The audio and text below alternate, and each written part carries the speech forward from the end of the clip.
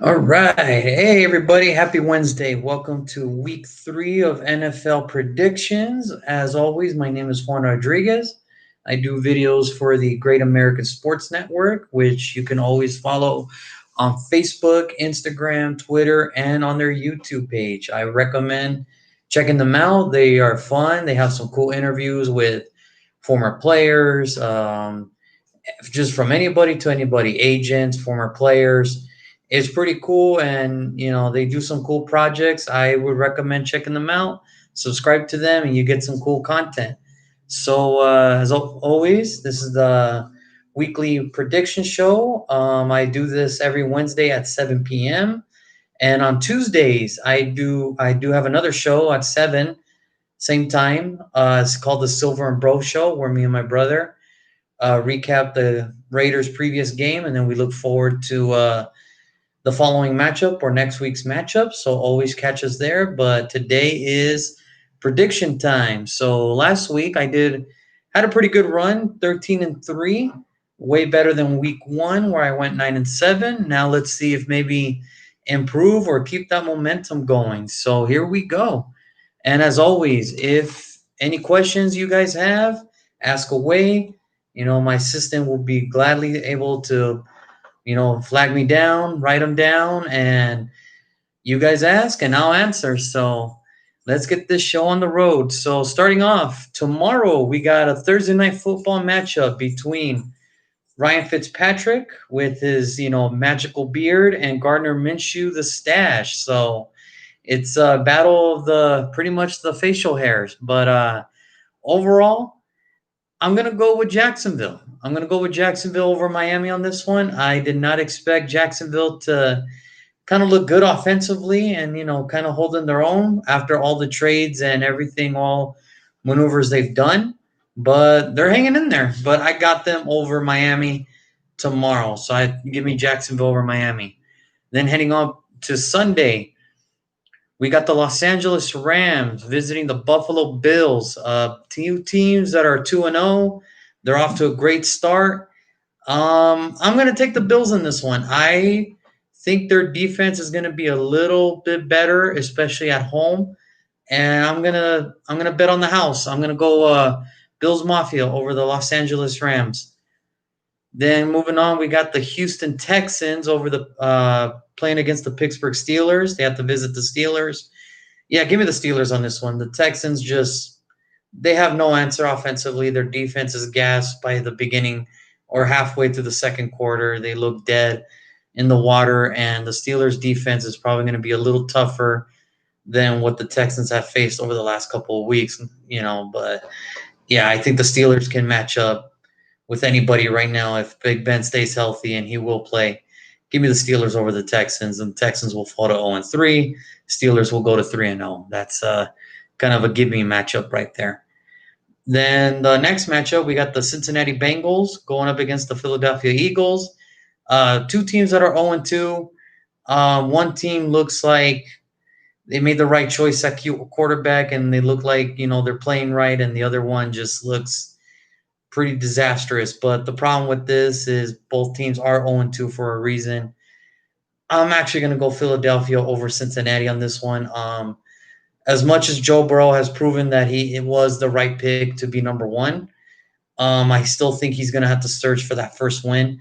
Even though the Eagles didn't look that extraordinary, I think Carson Wentz does pick it up this week, and I think Philly gets this win over a young Cincinnati team with no Geno Atkins and a little banged up as far as offensive linemen. But give me the Eagles. They're banged up on offensive linemen too, but I trust the Eagles defense a little bit more, especially at home. So give me Philadelphia over Cincinnati.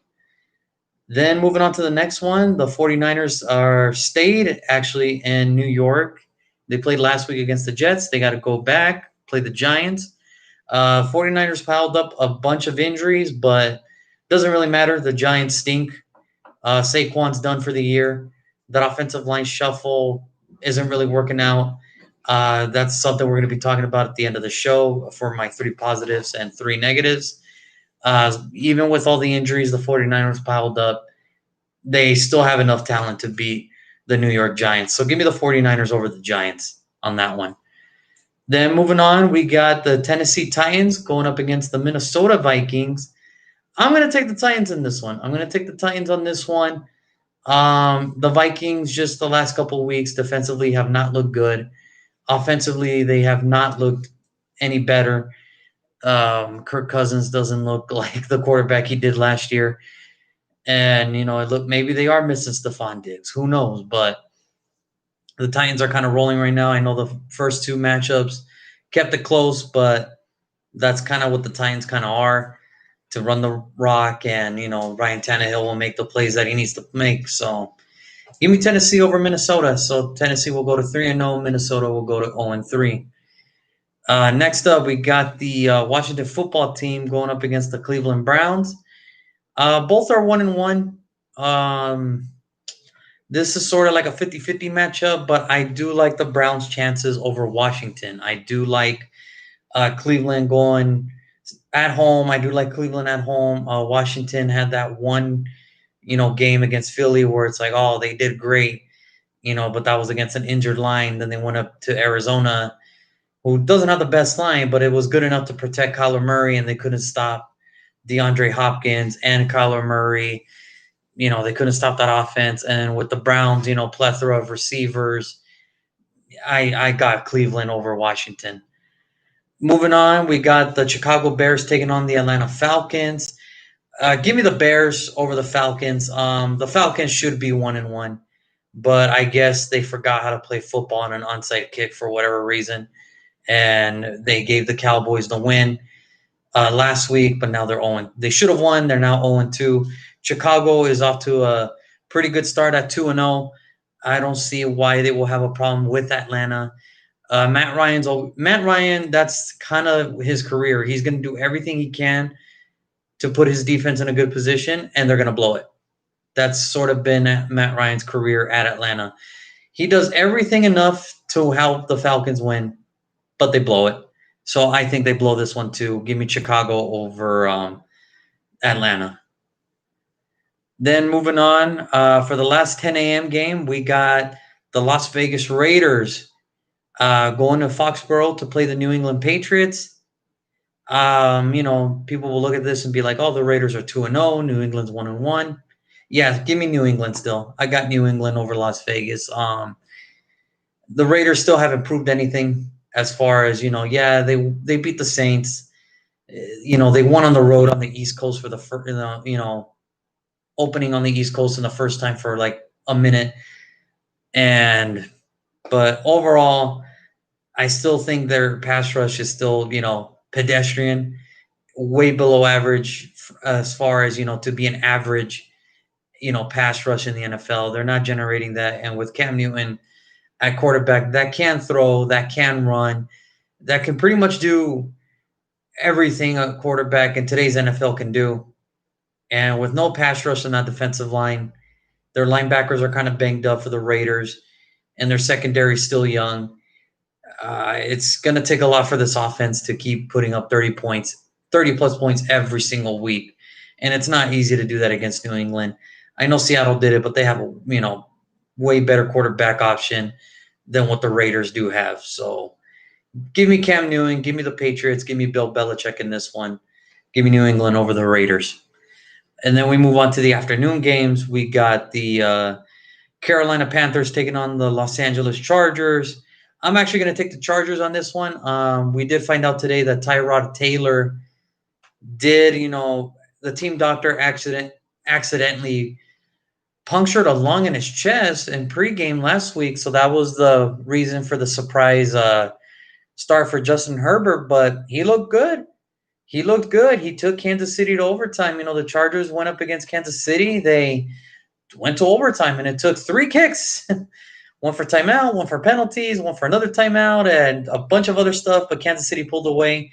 The Chargers hung in there. They eventually lost to Kansas City, but the Panthers did lose McCaffrey. They are still kind of banged up offensively and defensively. They're still young. They're still trying to figure it out. The promise is there, but this week, give me the Chargers over the Panthers on this one. Do we have a question or no? Brother wants to join. Oh, well, put them in. And we actually have a surprise guest. my brother who does the show with me on Tuesdays, the Silver and Bro Show. It's actually kind of a surprise. He usually waits till Tuesday, but I guess he has something to say today. Is he on right now? Well, on the show. oh, here we go. Oh, here. Hold on, bro. Hold on. All right, ladies and gentlemen. So he's here. For those of you that do not know, this is my brother. We do have a show every Tuesday called the Silver and Bro Show, where we recap the Raiders game. On Tuesdays we recap the previous game, and then we look ahead during the following matchup, and we talk all Raider football for you Raider fans that are out there that want to see a fun show. Tune in, same network, 7 p.m. on Tuesdays, and we are happy to have him here as a surprise guest today for NFL Prediction Week, which is sort of rare. He usually stays away from this, but I guess he's on today. Bro, are you there? I'm here, man. I'm here. I stumbled upon the show, and luckily I stumbled out right when you picked the Patriots over our Raiders. Well, I mean, again, hey, you were wrong last week, so hopefully you're wrong again this week. Maybe that's what I got to keep doing. Maybe if I keep picking them to lose, maybe they'll win. Maybe that's what I got to keep doing. You never know. Really quick, because I got to go. What were your other picks so far? Are they all done? No, I mean, I'm halfway done. I got the Jaguars over the Dolphins. I got the Bills over the Rams. Minshew Mania. Yeah, Minshew Mania is going to run. Minshew Mania is going to run all over Miami. Then we got the Bills over the Rams. Then we got the Eagles over the Bengals. Steelers over the Texans. Niners over the Giants. I got the Titans over Vikings. Browns over the Washington football team. Bears over the Falcons. And then I got the Patriots over the Raiders. And then that's when you called in. So, and then I got the Chargers over the Panthers. So I'm almost done with the afternoon picks. Tragic. Oh, come on. Come on. You know this much. I really think that the Rams got Buffalo this week. You know, we got our buddy Juan that's a huge Buffalo. Yeah. I don't know if he's watching tonight, but yeah, I think the Bills get their ass kicked by the Rams Sunday. So. Oh, wow. I don't know. I don't know. 2-0. They're both 2-0, but the Bills at home, usually in that predicament, I usually always bet on the house, and that's why I went with Buffalo this week. Well, if you want to put a friendly wager, my Raiders against your Patriots. Oh, boy. Here we go. They're not my Patriots. It's just, look, this is what I went with the Patriots for. Look, the Raiders have no pass rush. The linebackers are banged up, and the secondary is still young. And they got to go up against Cam Newton. Do I have a score?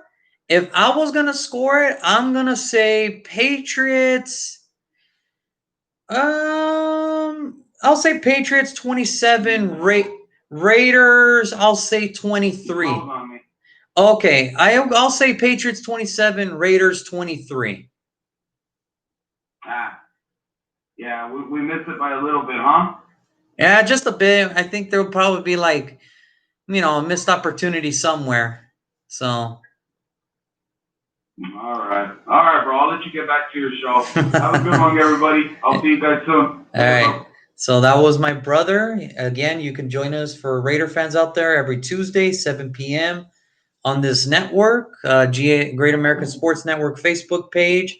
And, join in the fun. It's a lot of fun for Raider fans. So come on in. And I want to thank my brother for the quick special guest appearance. I was not ready for that. So that was nice of him. So where were we? Let's see. Okay, Chargers over the Panthers. Then we got, here we go. The Indianapolis Colts take on the New York Jets. Give me Indianapolis. The Jets are just terrible. There's no other way to put it. They're just a terrible, terrible team right now. They look bad, and it doesn't look like it's going to get any better with these injuries that they keep having. So give me the the Colts over the Jets. Then here we go. Moving on to the luckiest team in America, the Dallas Cowboys, taking on the Seattle Seahawks. And I mean that with all sincerity. The Atlanta Falcons just forgot how to play football for 3 seconds. And Dallas took the opportunity on that. So, Dallas, the luckiest team, and Atlanta proved that they were the dumbest team on that Sunday. So either way, the Cowboys do not have another easy one. They have Seattle. They took New England toe to toe, and you know where I'm going to go with this. Russell Wilson is looking pretty good, and I think he gets this one done as well. I don't think Dallas can go to Seattle, even without the fans. They're banged up on defense as well. Their offensive line's banged up. Tyron Smith is a questionable call right now, and if he goes down, it's gonna be probably another long night, and they're gonna have to rely on Zeke to do it again because I mean he can't. Dak Prescott cannot keep rushing 3, 4 touchdowns every single week. He has to throw, and he's got the weapons to do it. It's just I don't know with the Seahawks defense and the Seahawks team in general. Give me Seattle over Dallas this week. So hey, it could be worse if this prediction comes true. They're lucky that they're 1-2 and not 0-3. Then they'd be in big trouble. But give me Seattle over Dallas. Then moving on, we got the Denver Broncos taking on the Tampa Bay Buccaneers. Give me Tampa Bay on this one. I like Tampa Bay over Denver, and not by a lot. I think it'll be a close matchup than what people really think.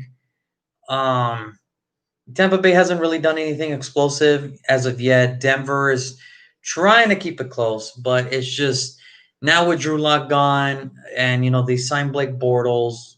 Defensively, they still need answers, and now we got to see if Jeff Driscoll can take over a game other than just 2-3 quarters. So, but overall, the Buccaneers defense I like over Denver's defense. Give me Tampa Bay over Denver. We got something or? Oh no, okay. Then moving on, we got the Detroit Lions taking on the Arizona Cardinals. This is an easy one. Give me Arizona. Give me Arizona. I hope people now are starting to understand what I meant in the offseason. The second they traded for DeAndre, that this was only going to help Kyler Murray. They got DeAndre, and that's what he was missing. He was missing a number one. Well, you get on one of the best ones in the game. And now you're going to go play a team against the Detroit Lions, who, even though the NFL's been around for 100 years, I want you guys to understand this. The Detroit Lions have been in the NFL for 100 years. They are the only team to give up double-digit leads in 4 straight games. And their head coach supposedly is a defensive-minded coach. No, he's not. He's a guy who's way over his head, and he doesn't even look like he should be on the sideline. He kind of looks like, he kind of looks like the janitor from a high school. And the way he kind of just, all sweatpants and everything, it just he looks like he doesn't command a team. He looks like he should be sweeping up a high school somewhere. And we're gonna get to that and I'll explain that right now in the second part of the show. But yeah, give me Arizona over Detroit. And it's probably not going to be any close. I don't know who's going to keep up with DeAndre. I don't know who's going to stop Kyler Murray. Give me Arizona over Detroit. Then here we go. Sunday Night Football. We got a good one. We have a good one. We have the New Orleans Saints taking on the Green Bay Packers. The Saints are kind of a mismatch right now. They just did get off that defeat in Las Vegas, and now they have to go play a Sunday Night Football game against the Green Bay Packers, who have been red hot, who looks like they look better. I know they didn't draft a wide receiver, which was kind of everybody's complaint. And, they look dangerous right now. Can you imagine if they had another weapon? They'd be even more dangerous.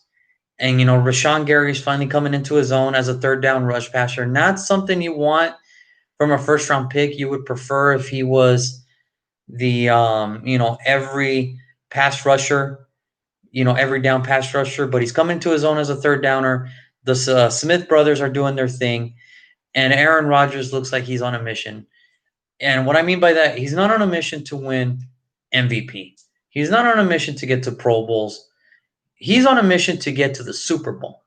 That's what he's looking like when he's playing. I understand, last week, 18 of 38, and today's NFL fans like, oh, no, he was under 70% completion percentage. Oh, no.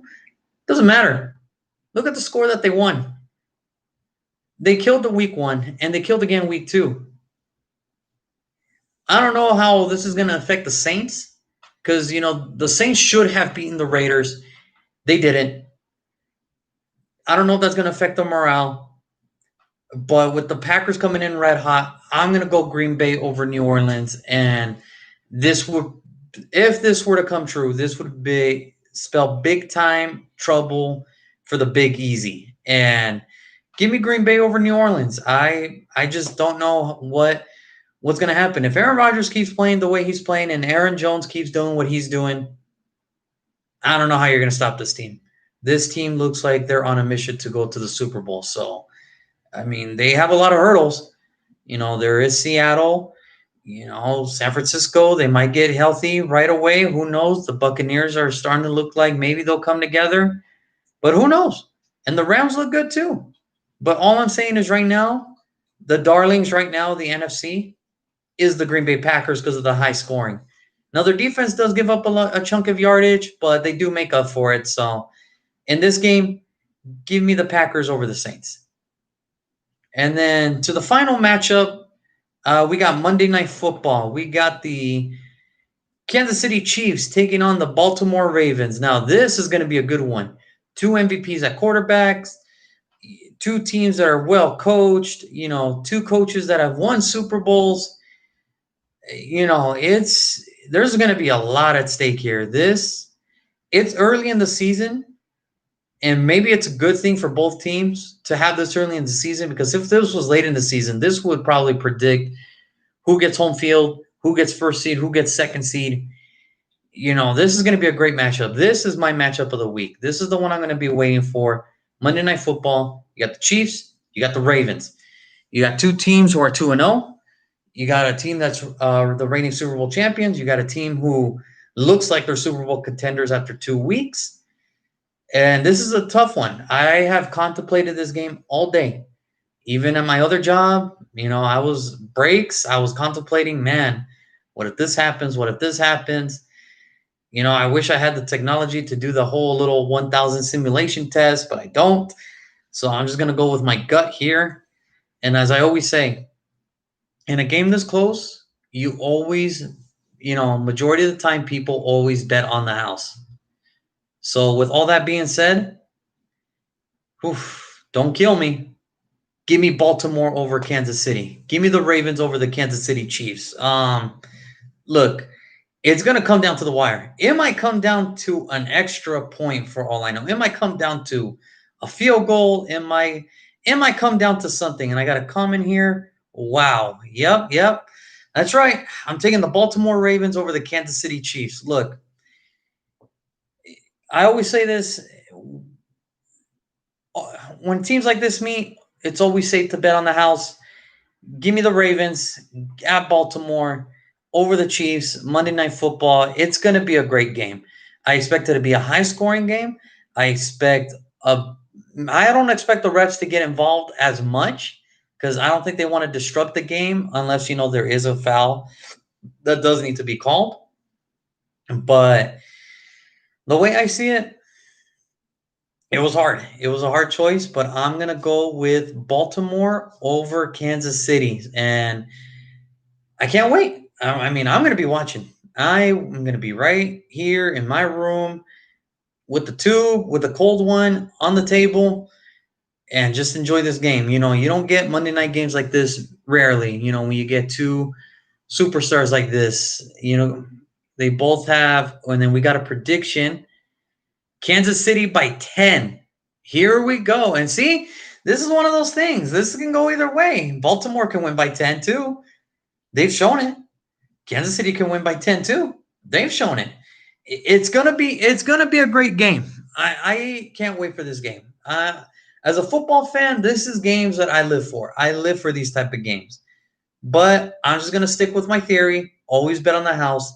I'm still gonna take Baltimore over Kansas City. And do we have any questions or no?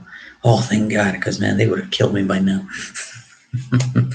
But yeah, so that is gonna be my Week 3 predictions, and now it is time for the segment of 3 positives and 3 negatives. So I always want to get the negatives out of the way first, because nobody likes the negatives, but we had 3. The first negative is the hot seats. And what do I mean by the hot seat? I mean, I'm looking at the Jets, the Lions, and the Denver Broncos. And I know what you're thinking. It's only Vic Fangio. Well, it's not Vic Fangio I'm talking about. It's John Elway. And I'll explain why. Look, Super Bowl 50, that was awesome, dude. That was awesome. But that was 4 seasons ago. And that already feels like it's forever. That feels like forever ago. And the thing was, you had no plan after Peyton Manning. You had no plan. John Elway had no plan after Peyton Manning. They decided to draft Paxton Lynch. He was gone by year 3. They brought in Brock Osweiler. It didn't work out. Or they didn't want to even sign Brock Osweiler, but it worked out for the best. They kept trying with a bunch of other things. They tried Joe Flacco last year. It didn't work out. Drew Lock looks good, and then he gets hurt. John Elway had no plan. And it's not even just the quarterback situation. It's who did you retain? You let Derek Wolfe go. You let Matt Paradis, who's one of the better centers in the NFL, you let him go. And I know the saying, you can't keep everybody.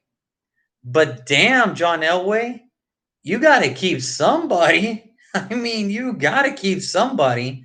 This rotating lineman, this whole who's the running back, who's, wide receiver. It's like, damn, John, I know you can't keep everybody, but you got to keep somebody. You got to keep somebody, man.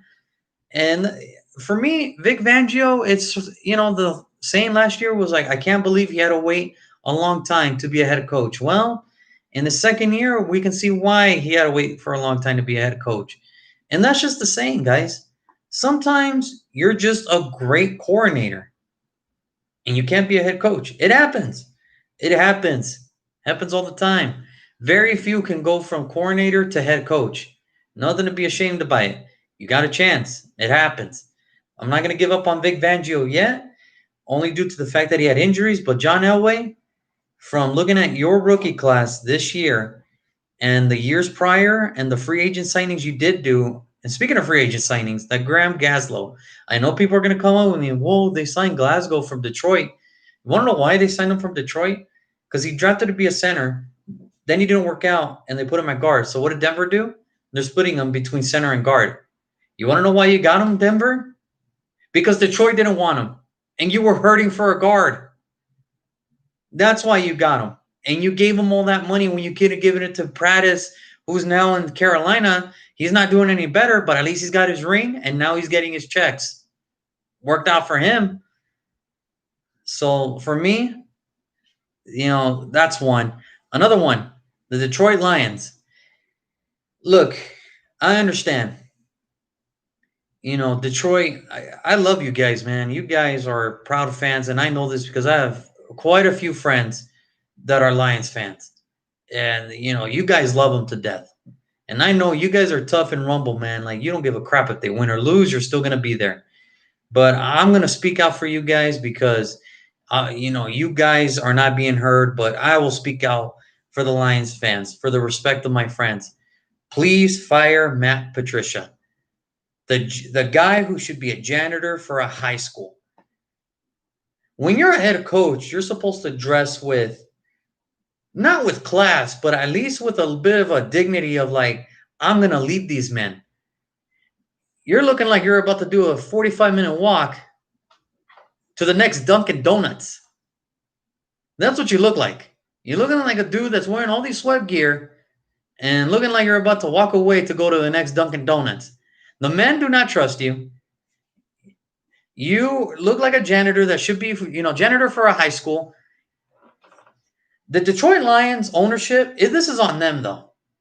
Before they hired Matt Patricia, they had a guy named Jim Caldwell. In his first year, he was 11-5. In his second year, he went 9-7, and they decided that was not good enough, so they fired him.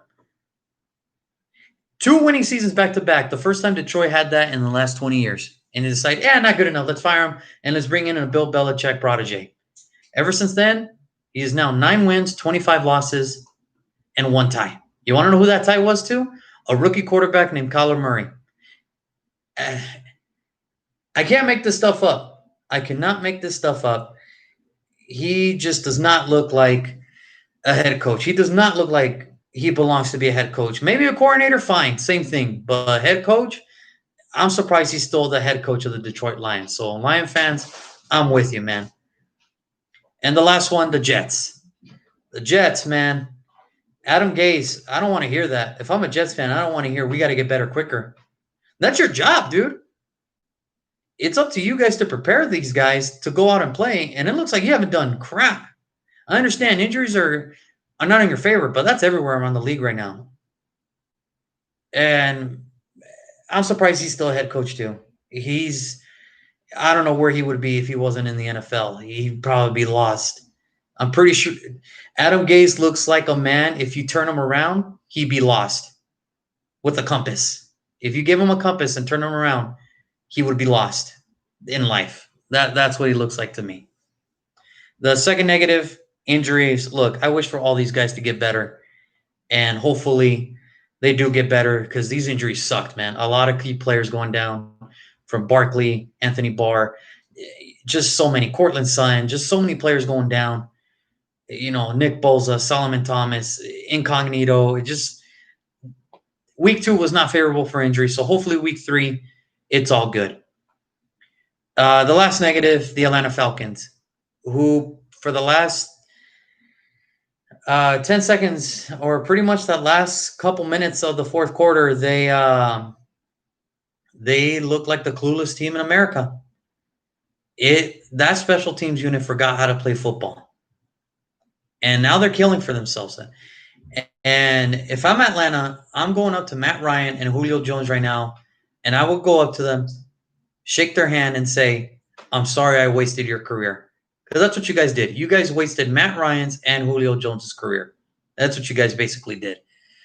You ruined one of the best passer in the history of the game's career, and you destroyed one of the best wide receivers in the game his whole career. If I'm Atlanta, that's the first thing I'm doing. I'm just shaking up to them and say, I'm sorry. I wasted both of your guys' career. And that's the negative. Let's move on to the positives now, shall we? Because, it's for week 2, I had a lot on my mind, and I just, let's hope week 3 is better. So week 3, I'm going to give a shout out to Justin Herbert. Hey, look, man, it's hard being the backup because you don't know when your number is going to get called, and you better be ready when your number is called. And he did that.